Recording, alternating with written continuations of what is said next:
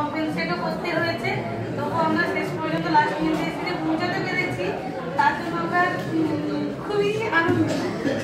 তারপরে এখানে এত বড় কর্মকাণ্ড দেখে আমরা খুবই উৎফুল্ল হয়েছে এবং আমরা চেষ্টা করছি আমাদের ওখানেও এরকম একটা অনুষ্ঠান করে যাতে সবাইকে আবার নিমন্ত্রণ করতে পারি আমাদের ওখানে।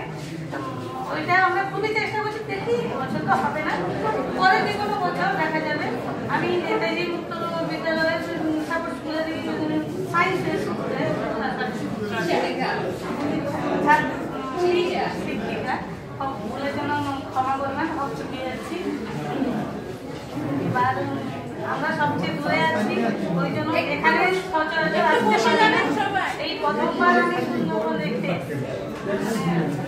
উদ্দেশ্যই অনুষ্ঠানটার জন্য সঙ্গে দেখাও হবে। আর এখানে যা সেটা দেখলাম, ওটা দেখে আমি খুবই আনন্দিত। আর আপাতত আমরা কালকে রাতে স্টে করেছিলাম যেখানে, ওখানে যেমন সুন্দর প্রকল্পগুলো দেখলাম। এবার এর থেকে কিছু প্রকল্প তো আমি নিয়েই যাবো ওখানে, ওইটা আস্তে আস্তে হবে। সংগঠনটা তো আছেন, আমাদের সবসময় হেল্প করছেন, অবশ্যই আমরা এগোবো এবং আমরা মুক্তির সঙ্গে যুক্ত হয়েছি।